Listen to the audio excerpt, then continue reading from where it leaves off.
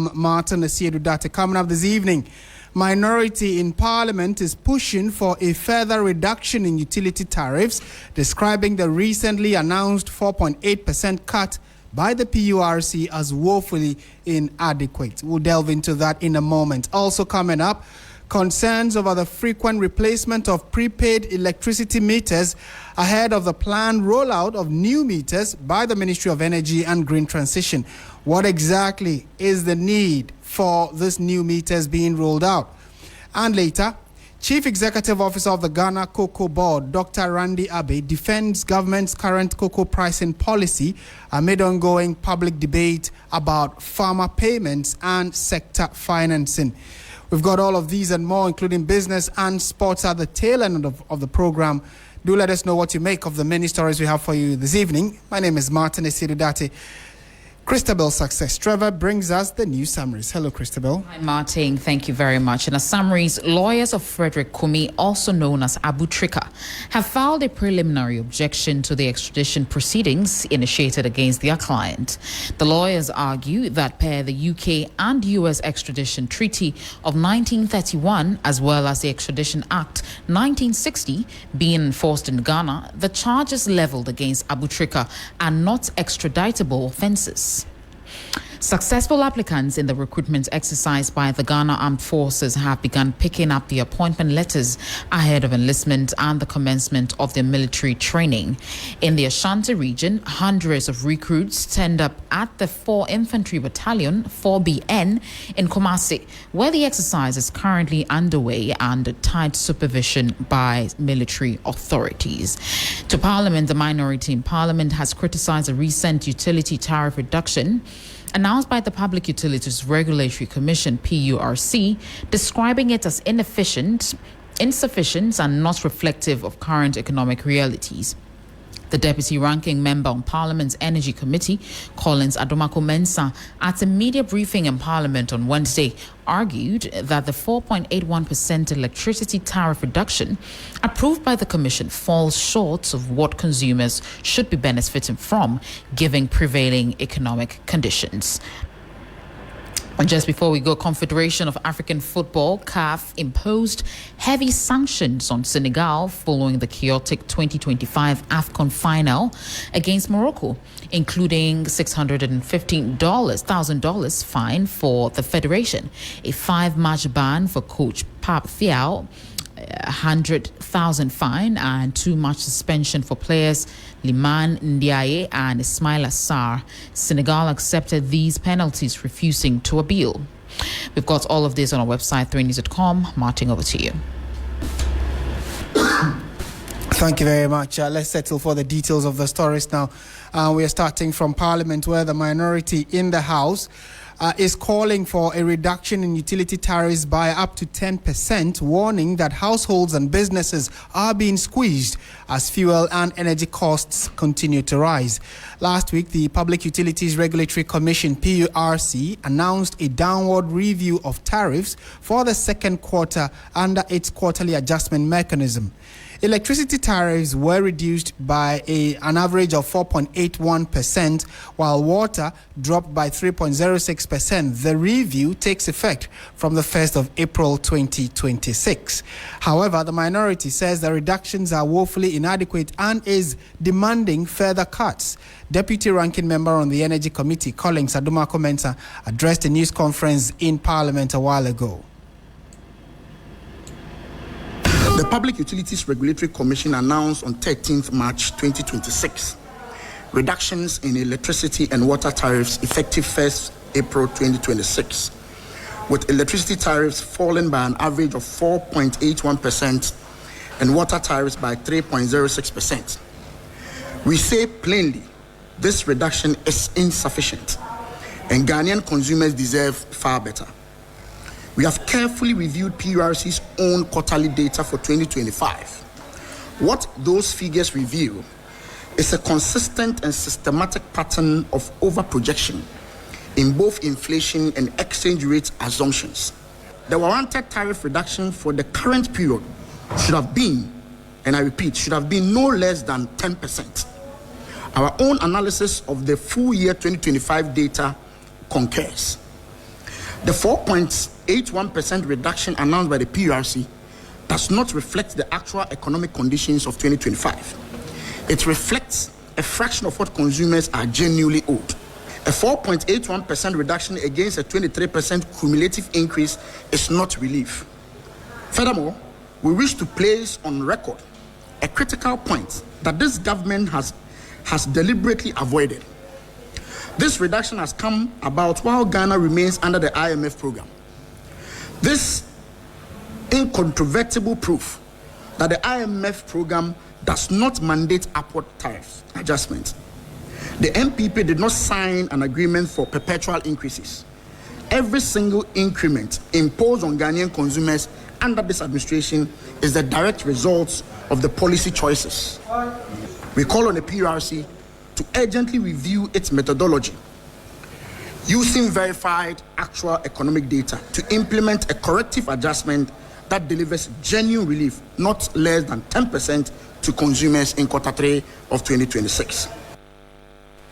And so that's the voice of the ranking on the Energy Committee in Parliament, and they have been saying that they believe that the PURC could go further in terms of the cuts on the tariffs that they announced, which will take effect from the 1st of April 2026. So Collins Adumako addressed the media and made those reservations. Meanwhile, the PURC maintains that its quarterly review process ensures tariffs reflect prevailing economic conditions while balancing the interest of consumers and utility providers. Let's listen to the Executive Secretary of the PURC, Dr. Shafiq Suleiman, who has been explaining this to 3FM.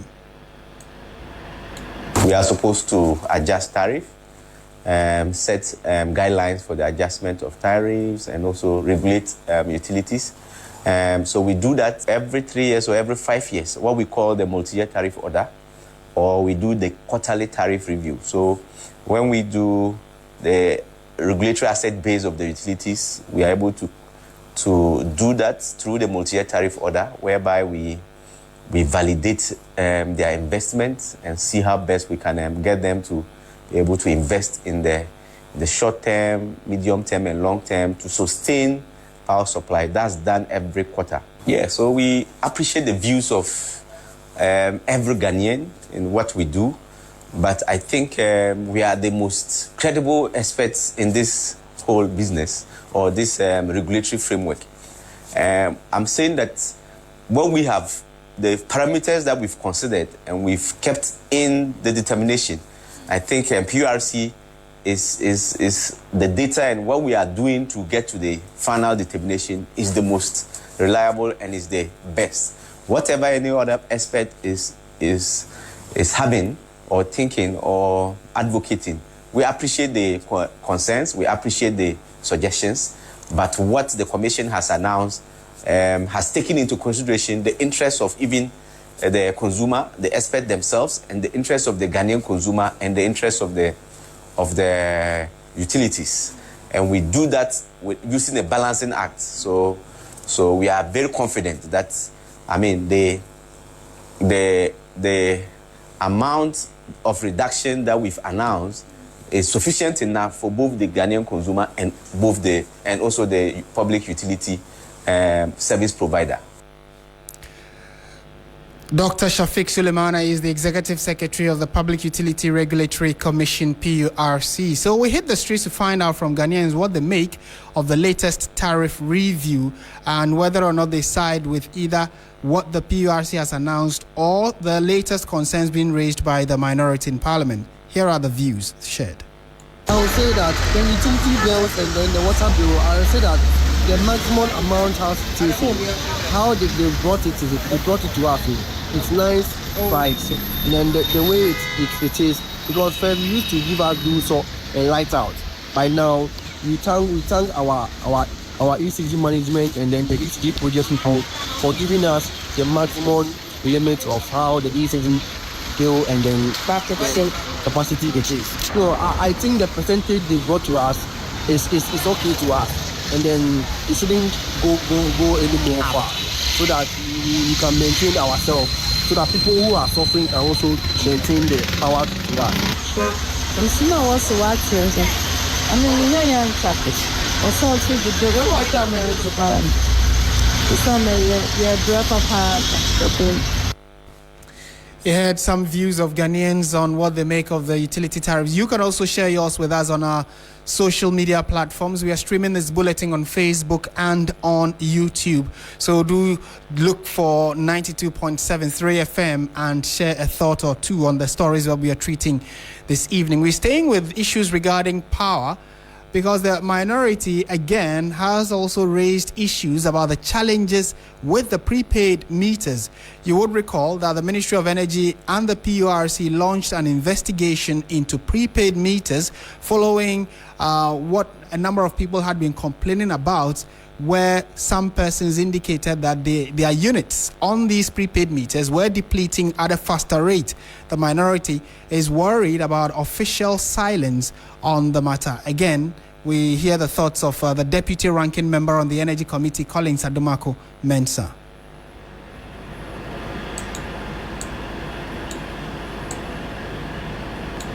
The world has changed.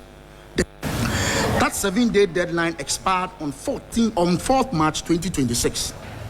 Today is 18th March 2026. We are now well past 3 weeks since the minister's directive. The report has not been published. The minister has not addressed the public. Consumers are still watching the prepaid credit drain. This is not a new crisis. The cycle of consumer outcry, followed by audits announcements, followed by unresolved complaints, has now repeated itself at least twice within 14 months. The PURC's own executive secretary, Dr. Shafiq Suleiman, identified 3 distinct technical causes for the rapid credit depletion, ranging from meter connectivity failures to aging hardware unable to process the new MYTO tariff parameters. He further confirmed that consumers would not be left to absorb the cost of metering errors, and that PURC would ensure refunds where overbilling is confirmed. Yet, weeks later, not a single verifiable published report has been made public or laid before Parliament. We make the following demands. First, the Minister for Energy and Green Transition must immediately publish the full investigation reports submitted by ECG. Ghanaians deserve to know the scale of the problem, the number of affected meters, the extent of overbilling, and the corrective actions taken. Second, the PURC must lay before Parliament and the public its own findings from the emergency meeting of 26 February and state clearly how many meters have been replaced, how many consumers have been compensated, and what systematic fix has been deployed. Thirdly, we call for a parliamentary committee hearing on this matter, and we will be tabling the necessary motions to that effect. This cannot be allowed to become another promise.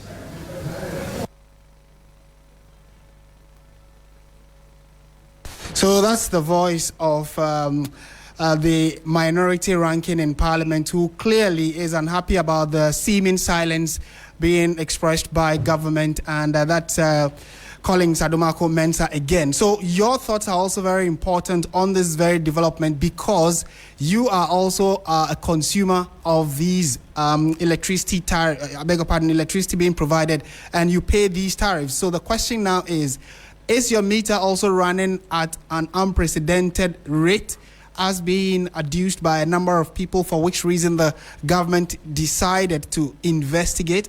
Let us know in the comment section. We'll be happy to share your thoughts with the rest of the world. This is 3FM 92.7. You're listening to Hotedition live from our studios here at Adisanwe Kanda in Accra. We are turning our attention to some other issues now. This time around to the court. The Accra High Court has rejected an attempt by lawyers for former National Signals Bureau Director Kwabena Edubuahen to tender the 2020 National Security Budget obtained from the website of the Finance Ministry after the state prosecutors objected to same. Early on, the prosecution and the second witness, the head of finance at the National Signals Bureau, admitted to the court that there were no findings or complaints from the National Security about a missing 49.1 million Ghana cedis. Kwabena Aiedu-Dartey and his wife, Angela J. Boateng, have been charged with multiple offences, including stealing, causing financial loss to the state, and money laundering regarding a 49.1 million Ghana cedi cybersecurity software deal for the national security. They have pleaded not guilty and are on bail as we speak. Our court correspondent, Lord Edwasari, was in court and has been engaging lawyer for the former National Signals Bureau head. So Samuel Atacha is his counsel and has been speaking to the media.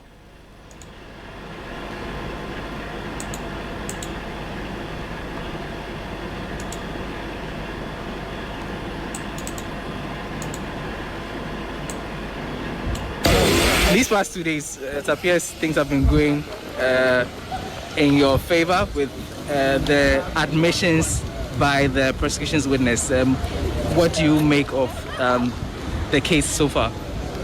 Well, so far, so very good. The prosecution witness is just being factual. There's no way you can improve upon the facts that I would have. And there's nothing that we put across which is not from the prosecution, itself. So this is what we are doing. And I don't want to talk about the legal implication, but if your adversary is admitting, your facts, the conclusion is yours. I don't want to talk about it. But we are not too concerned about this prosecution witness for one good measure, that she can't run away from the facts. We are waiting for Mr. Cromwell, the investigator, who will come and explain how he got into the national security space. I hold the view that Cromwell's day will be the best day in court because of the fact that he become the conveyor belt of Yopo. There's nothing that he's saying that he knows anything about. But so far, so very good. We'll soldier on, and this week will continue. Today you attempted to tender it was an issue that had to do with the national security's budgets, for which reason the prosecution objected to and it was upheld. Now you're being asked to produce it. Tell me a little bit about that. It was very unfortunate. You see, we generated the budget of the then BNC as sent to Parliament by the Minister for Finance, electronic document, in the sense that we pulled it off from the internet. Everybody can go to the Ministry of Finance's website and get those documents. So we're acutely surprised that a challenge was being lodged against the document, the paper document, which is on the website anyway. And what is sad that the lady identified that it was from the Ministry of Finance, and also it related to the budget of BNC. So the judge said, well, if it's an issue of authenticity, then we should prove it.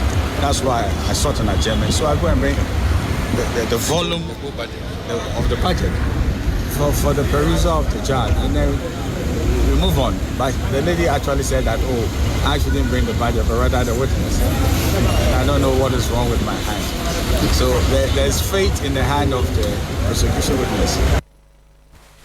And that is the lawyer for the member of, I beg your pardon, he is lawyer for the former National Signals Bureau director, Kwabena Aiedu-Dartey, and his wife, who are standing trial. And you just heard lawyer Atacha there, who has given a position saying that so far so good as the trial has progressed, and they are looking forward to a key witness to appear before the sitting in court. Then they can hopefully proceed with their case. And we are going on to one of our headline stories we have for you this evening, which has to do with cocoa, a very important backbone of the Ghanaian economy. And its chief executive officer, that is the Cocoa Board's chief executive officer, Dr. Randy Abbey, has defended government's current cocoa pricing policy amid ongoing public debate over farmer payments and sector financing.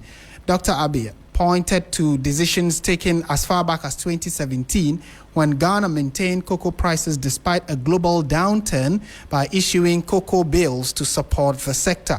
He explained that repayments on these cocoa bills now cost about 2.6 billion Ghana cedis annually. He He noted that while the approved producer price remains 2,587 cedis per bag, Cocoa Board is currently paying about 1,400 Ghana cedis per bag due to prevailing market conditions. Meanwhile, the Ghana Cocoa Board has released approximately 4.2 billion Ghana cedis to the licensed buying companies, what we call the LBCs, to pay cocoa farmers who have been awaiting payment for their beans since November 2025. The disbursement is part of efforts to clear outstanding arrears in the cocoa sector and restore confidence among farmers and other industry players. Let's listen to Dr. Randy Abbey when he addressed the media. We've heard things like, we should have gone to take a loan facility and not reduce the prices. Now, the point that we're making is that this is not the first time. In 2017, when we had a similar situation, Côte d'Ivoire reduced their prices by 40%. What happened in Ghana was that we rather floated cocoa bills, maintained the prices and floated cocoa bills. And we had Ghanaians and non-Ghanaians buying these bills. Now, the interest payments on these bills were actually deducted from the cocoa revenues before the farmer share were declared anyway. And for 3 years, we didn't even have an increment in the price of cocoa. Now, so these interest payments were funded by the farmers. Now, it got to a point where in 2022, Cocoa Board and government decided that they could no longer pay both the principal and the interest on these cocoa bills. And we all know what happened, DDEP. And people who bought these bills, in order that we do not reduce the prices in 2017, suffered haircuts. And then we also had the tenor of these bills extended. And so we had what you want to call the restructuring of these cocoa bills. And so, as I said, the can was simply pushed forward for the next administration to come and inherit. And now we have to pay 2.6 billion cedis every year. 300 million, 300 plus million in March of every year, another 2.3 billion in August every year. So 2.6 billion cedis a year as a result of those cocoa bills that were floated in 2017. It's 9 years on. We still are suffering the implications of that decision. 2.6 billion. This 2.6 billion is still going to come from cocoa money, cocoa farmers' money. So I wonder why anybody thinks that that is a decision that we should take. These are the repercussions. Those who bought those bonds, they suffered haircuts. The things were restructured. Now you have a burden of 2.6 billion. How are you going to get the money to be paying these bills? But this is the repercussion of a decision taken 9 years ago, 8 years ago. And this is what we're suffering. After 5 years, Cocoa Board raised his hands and said that, and government of Ghana, we do not have money to do it anyway. Now, people think that we all have a short memory. And they go around saying that this is not a decision to be taken. You should have gone to take a loan and all that. When we did that in 2017, what happened? We're paying the farmer what government has approved to pay the farmer. Côte d'Ivoire is paying 1,400 cedis. 2,587, yes. It remains the same, whilst Côte d'Ivoire is paying 1,400. Don't believe anybody who tells you that we are going to reduce any prices. Look, at the time that the decision was taken to pay the 2,587, we're looking at an FOB of 4.2. Today, it's around 3,000. The farmer share of 90%. Mind you, the NDC government promised 70% of the achieved FOB to the farmer. When we had to reduce the price, government, to minimize the impact on the farmer, decided to give the farmer 90%. Today, that 90% represents about 130%. And so, government is subsidizing the cocoa farmer, because government is paying the cocoa farmer $3,870 per ton when it is sold for $3,000. So how does anybody go around to create the impression that this is a government that is insensitive, does not appreciate the farmer, does not want to burden share with the farmer? It is not true. Let's separate facts and the truth from fiction and political propaganda. Dr. Randy Abbey is the Chief Executive Officer of Cocoa Board, and the conversation continues. So, that many arms and legs have been developing as a result of the current cocoa situation in the country. The president and government, for that matter, have, addressed it somewhat, but it doesn't seem to satisfy a number of other stakeholders in the value chain. The minority in parliament, for instance, decided to visit some cocoa growing areas and to more or less commiserate with these farmers. And there are those who are criticizing the minority for playing politics with a very important aspect of Ghana's economy, which is the cocoa sector. Let's speak to William Evans Nkuma, a man who's been following the minority's visit to a number of these cocoa growing areas. Evans, thank you for your time. First of all, give us an idea. Have these visitations come to an end, or it continues at least for the next few days? Well, no. They are still visiting cocoa areas. And, of course, in the Ashanti region, almost all the 47 constituencies, there's some kind of farmers who are into cocoa plantation. So, and the indication I'm getting is that they are visiting all these cocoa areas. So far, they've covered 12 constituencies as I speak to you now, and tomorrow they are continuing the journey. What sense do you get? What exactly are they visiting these cocoa growing areas for? What are they trying to solicit from this visit? Well, so I see two things here.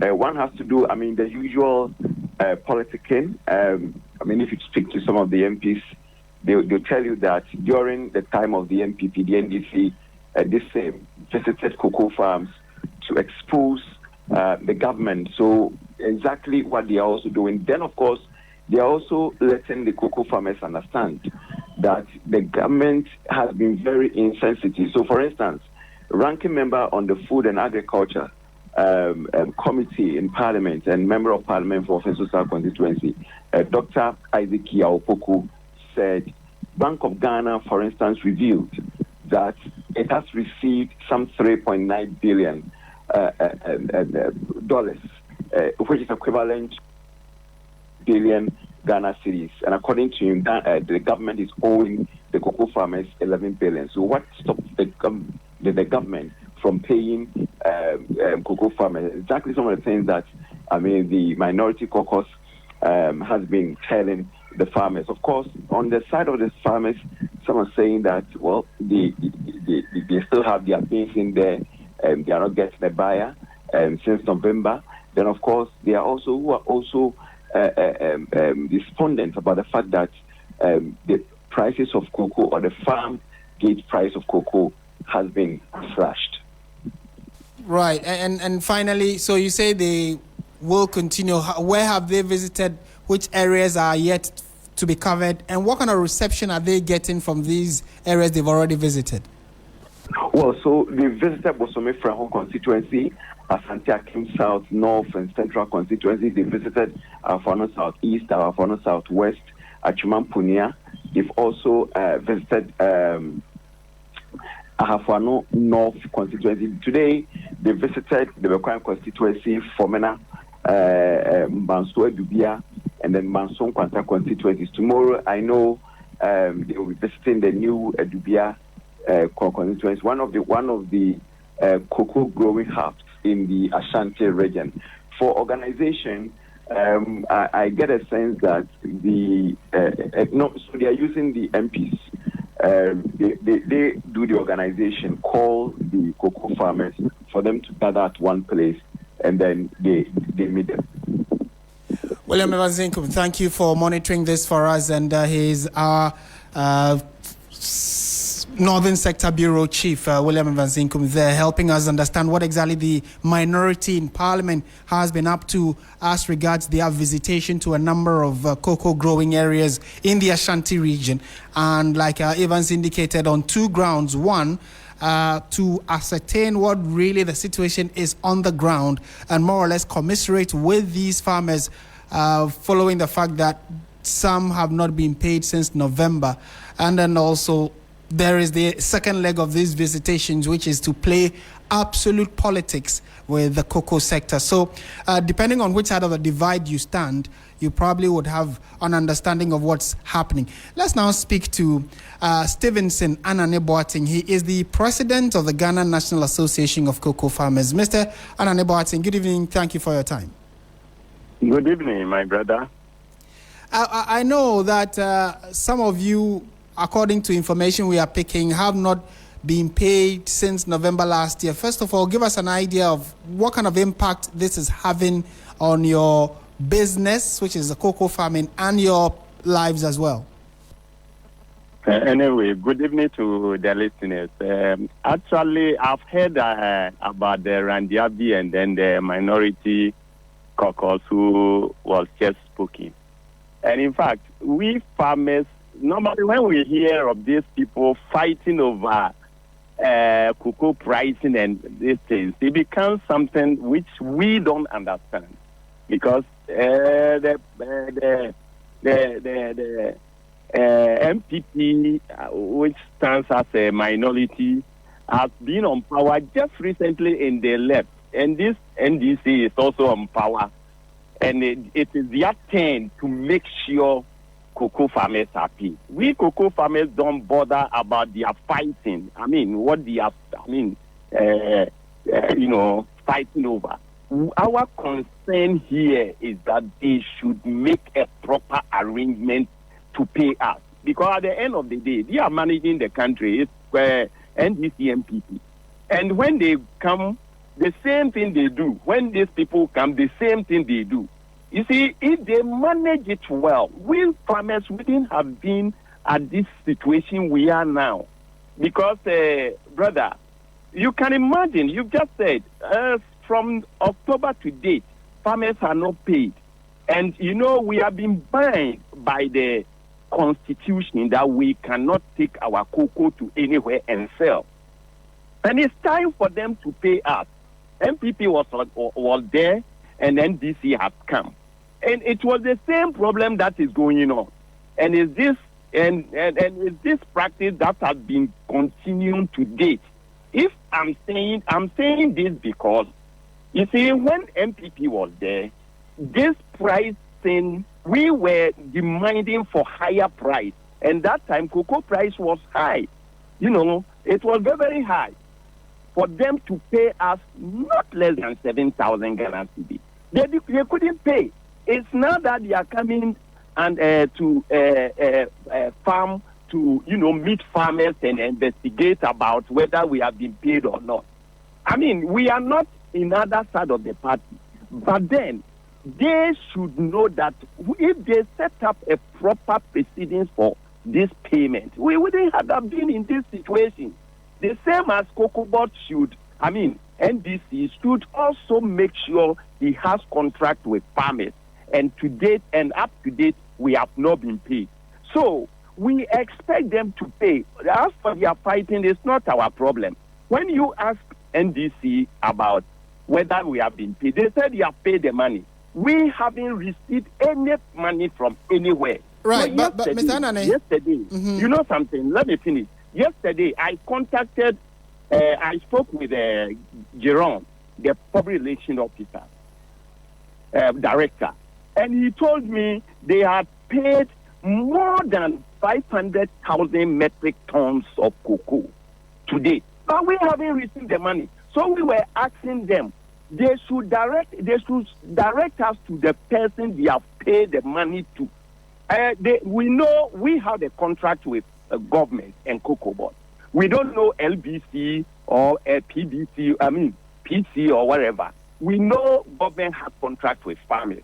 So they should make arrangement to pay us. And they say, the LBC, they pay through LBC. So what we have decided now is that we are giving them up to Monday. If they don't pay us, we will let people start arresting all the PCs.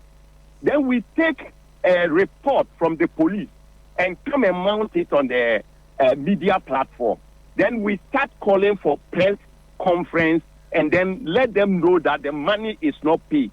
So whoever is arrested should come and answer the question. That is all. Because Okay, Mr. Anani, sorry, let me come in here. I want to understand what you're saying. You say from Monday you let farmers start arresting who? DCEs or what? I didn't hear that. They are saying PCs buy from our end. And we know we had contract with government, not LBC or PC or whoever.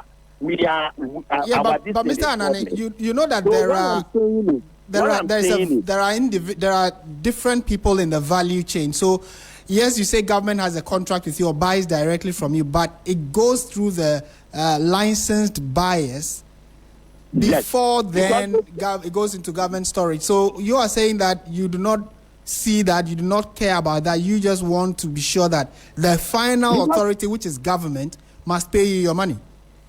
Yes, that is what I'm saying. When we contact them, they said they are paid to the LBCs, and the LBCs are the people who engage the PCs we sold our cocoa to. But so now the decision is that if we know that we know that these PCs have bought our cocoa, so it is if they have bought it and they are not paying us, then of course we will report them to police stations. We will report them to police, so that the police will make arrests for them to come and tell us who the person they bought the cocoa for, because we need our money from the person who took my cocoa. I need my money from PCs because PCs bought our cocoa, not government. And we know government had a contract with us. When we go there, the government says the cocoa was bought by, they are paid through the LBC. And LBCs are also claiming they haven't gotten the money. When you contact your PC who bought your cocoa directly, he says the money hasn't come. And Cocoa Butter is also telling us that he has paid over 500,000 metric tons of cocoa. Exactly, so because we just played the voice of Randy Abbey, who's the Cocoa Board CEO, and he says that an approximate amount of 4.2 billion cedis has been paid to the licensed buying companies. So, which means that at least, if not for anything at all, we do not know when exactly that money was paid to them, but then you should also be getting your monies around this time. Have you heard anything from Cocoa Board directly? That is why I said I spoke with Jerome, who is the director of communications, public affairs director, and he said they have paid so much to the LBC, and the LBCs, we farmers are also crying that we haven't received our monies. So I asked him, what should we do? Because they haven't done any engagement with us to explain these problems. Okay. So if we don't receive our money by Monday, we will let our people start arresting all the PCs who have bought our cocoa, because they collect the cocoa from us, not LBCs or government. Okay. That is what they are telling us. So that when we arrest them, they also come on board to explain or direct us to the person they handed the cocoa to. Okay, so but Mr. Nani, has this always been the system of payment, like the LBCs take the cocoa from you, they present it to government pays them, then they pay? That has always been the cycle of payment for cocoa, right? Cocoa buying. That is the practice of the cocoa buying. They buy it and then they send it to their various places. But you see, the point is, government had a contract with we cocoa farmers, not LBCs, because LBCs, they only license. They are there. It's Cocoa Board who license them to buy, to represent them and buy for them. Okay. And at the end of the day, when we ask them of our money, they say the money is not paid. Okay. Meanwhile, the government is also claiming the money has been paid. So who? Okay. Who should we go for our money? Absolutely. That is why we have decided to make this arrest. Right, and understandably so. But maybe in concluding our conversation, help us understand what do you make of what's happening to cocoa prices globally? Government is attributing the reduction in the payment to farmers to the fact that globally cocoa prices have come down. Neighboring Cote d'Ivoire is also experiencing similar challenges. Do you understand what government is saying about the external factors that it has no control over, for which reason it has reduced how much it pays you? Oh, brother, this issue is not anything to us, and we cocoa farmers don't mind, because, if the cocoa board did his homework well, by this time, farmers wouldn't have that struggle as we are struggling, because, cocoa price, we know is being dictated by the wet market price. And if cocoa goes down to 1 cedi, we understand it. It is something that should happen. And for that matter, we don't have any problem with them as to whether the price has come down or gone up. Our concern is they should pay us. They should let us know that this time around, if Cocoa Board cannot continue his business with farmers, so that we know where we should take our cocoa to. Even if we take it to Togo and they give us 1 cedi, we would like it because we need money to do our farming. Okay. It is Cocoa Board mismanagement that has actually caused all these problems. All right. Thank you. Finally, before you take leave of us, what crop season are we in? I know we have a major and minor cocoa season. What season are you in, and how is the non-payment affecting you now? Brother, the major season started October today, and we are still in the major season, and the farmers are not getting our money. So we are heading to minor season. Very soon, the minor season will be open. I don't know their strategies now, but we were expected that Cocoa Board should have contact us so that we also give them idea as to how they should manage the system, because we can also come out with a good idea. When they were doing this, reducing the cocoa, the government should have closed cocoa at that time and tell the public that, and the farmers that there has been a problem. So he's closing the cocoa. So he will pay the ones that he has bought until he sorting out all the problems before he comes and open for the next season. Okay. All right. We wouldn't have had this problem until, just now you said you closed it, and at the same time, you haven't closed it, but at the same time, you've reduced the cocoa price. And we send our cocoa to the PC. Now, we cannot keep our cocoa beans in our houses. Right. Just because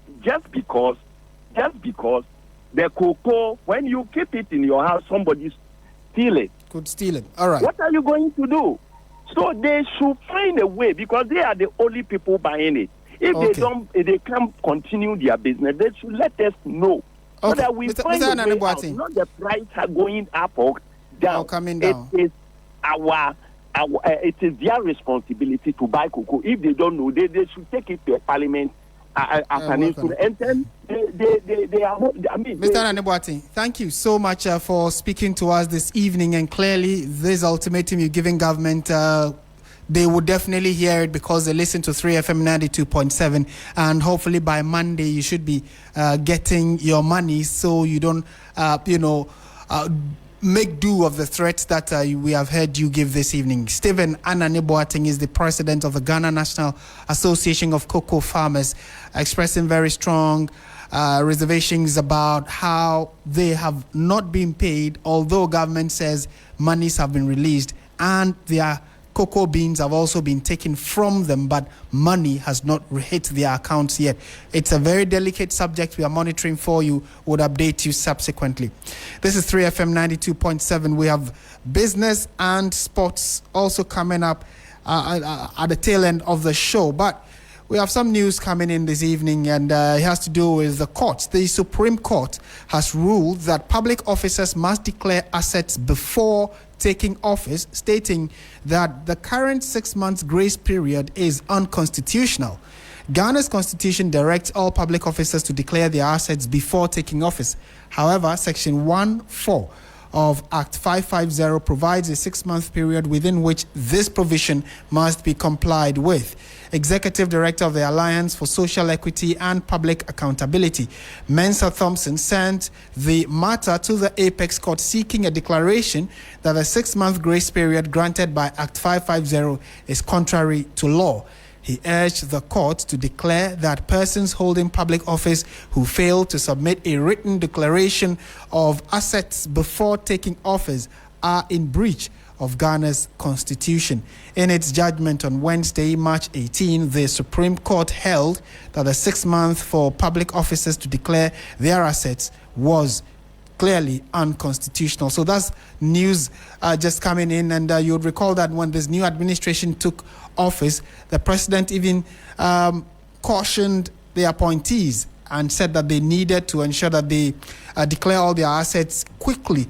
Well, there was a grace period that was given, and from what we are hearing now from the court, any grace period that is given is illegal and must be dealt with accordingly. So we will see what it means, especially for other appointees who are yet to still declare their assets. We would find out what it means going forward and whether or not they are likely to face the rigors of the law. We're shifting our attention to politics now, and before we go into business, let's take you to Parliament again. Minority Leader Alexander Penyomarking says the New Patriotic Party would secure a parliamentary majority if elections were held today, arguing that the ruling NDC has failed to fulfill key promises to Ghanaians.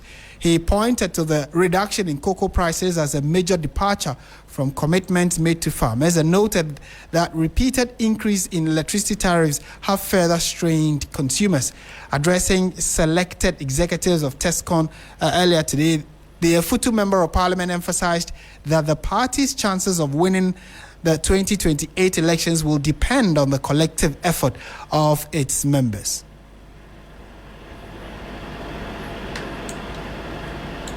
We all know what is going on in the economy now. Our friends have deceived the entire nation. The promise of increasing cocoa to 6,000 per bag, not only have they failed, they have rather reduced the price per bag of cocoa. 2, electricity tariffs. Throughout Akufo-Addo's 8 years, go and check PURC. In 2018, electricity tariffs were reduced. Within a year, they've increased the electricity tariffs to almost 30%. But even in reality, the tariff adjustment is costing Ghanaians more than the 30% on paper. We are going to chide through the storm. And like I indicated some few days ago, if elections are held today, MPP will be in the majority.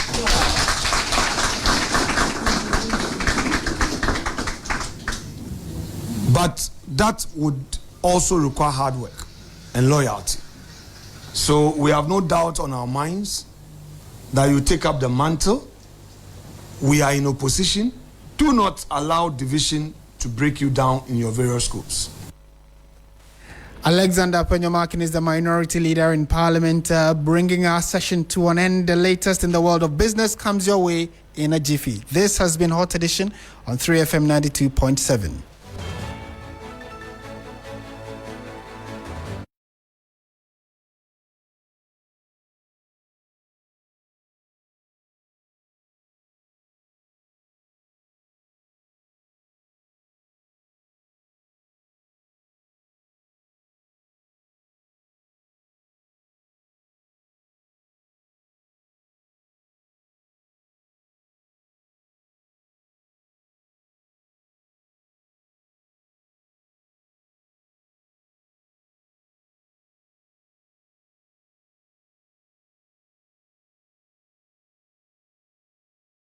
FM 92.7 coming up tonight.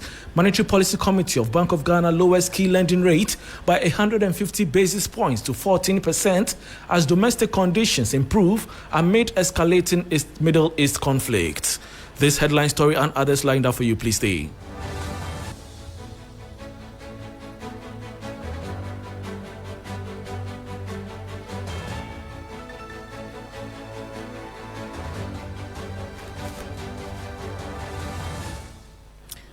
Thanks for your company. Now to the details.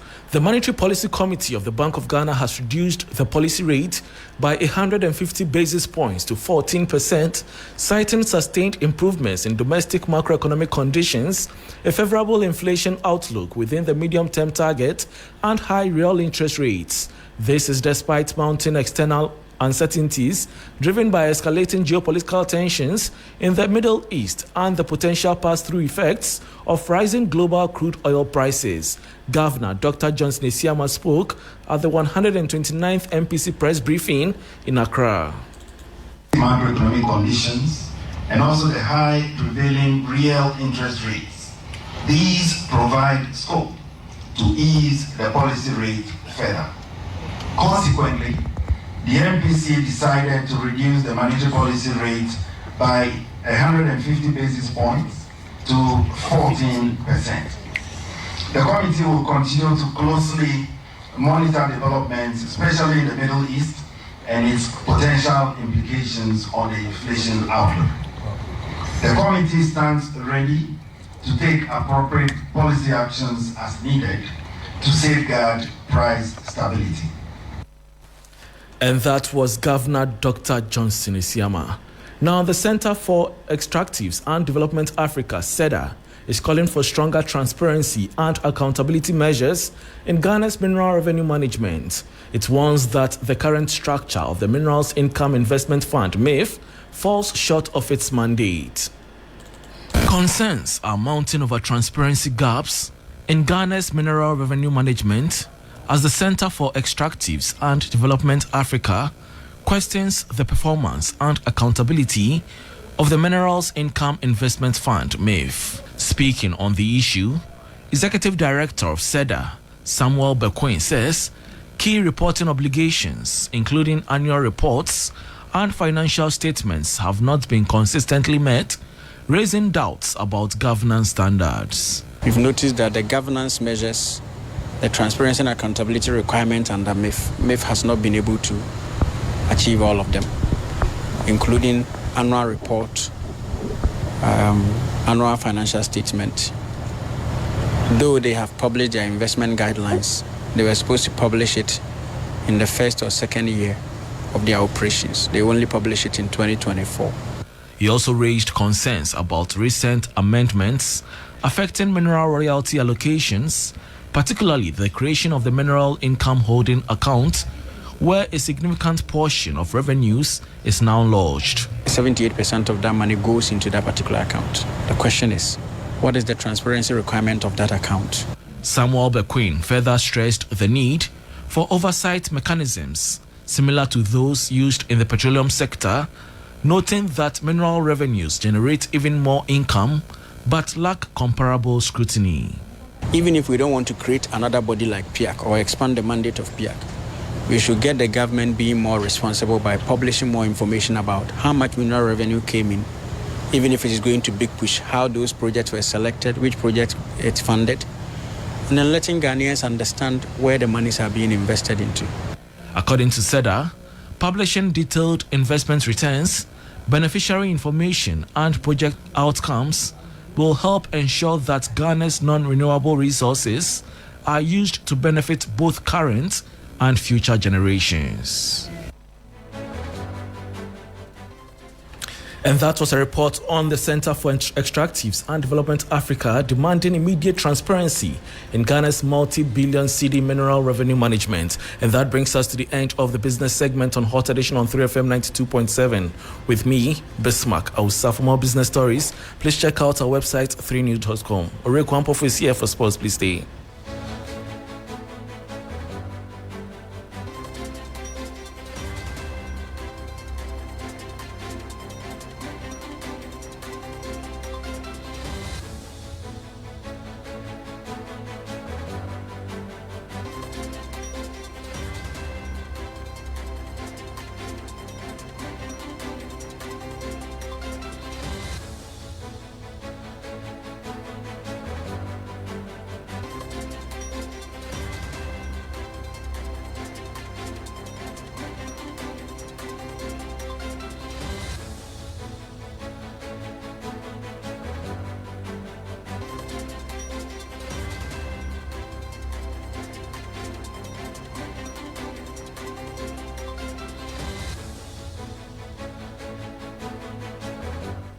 Hello, good evening, and welcome to the sports segment here on Hotedition on TFM 92.7. My name is Oreku Ampofo. London-based African football expert Osasu Obayuwana has strongly criticized the decision by the Confederation of African Football to overturn the 2025 AFCON final result in favor of Morocco, despite Senegal winning 1-0 on the pitch. The controversial ruling, which comes nearly 2 months after the tournament concluded, has sent shockwaves across the global football community. Reacting to the development, Osasu described the decision as a travesty of justice, questioning the integrity of the process that led to such a dramatic reversal of the final outcome.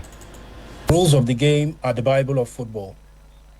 So the first things you go to when you want to deal with any issue is the Bible of football, which are the rules of the game. And Rule 5.2 makes it very clear that the referee's decisions are final. Yes, if you ask me, you haven't asked me, but I will ask, should Morocco have won the game based on a forfeit? Yes, they should have done. But the referee didn't call for the forfeit. The referee demanded for play to go on, despite the game being delayed by over a quarter of an hour. So once the referee has taken that decision, it's a fait accompli. The referee is the president of the game. He decides how the game goes. And no one has the right to tell him how to manage the game on the field.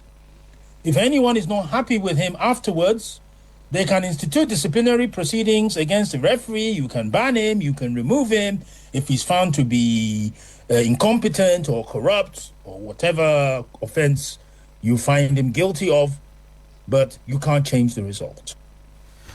Well, that was London-based African football expert Osasu Obayuwana. Let's move on to other stories where there's UEFA Champions League action currently ongoing.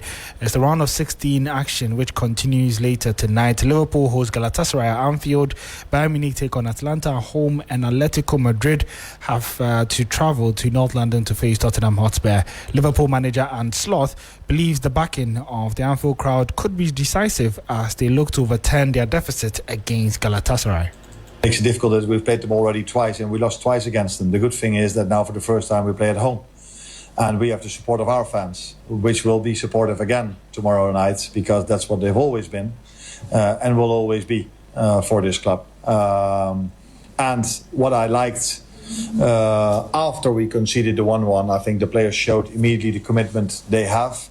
They sprinted back in a counter moment with 7 or 8 players to make sure we didn't concede a 2-1, and a moment later they sprinted forward with 5, 6 or 7 to have a 5v2 or a 4v2 on the other end. So that tells you that they are willing to fight, as they've done this whole season and as long as I'm here. I think there haven't been many games where we've been outworked. A few, but not many. There haven't been many games that we haven't created more chances than the other team have created. A few, but even less than being outworked. So our players will show that mentality again that they showed after the 1-1, and I'm 100% sure that our fans will be like they always are, especially on European nights.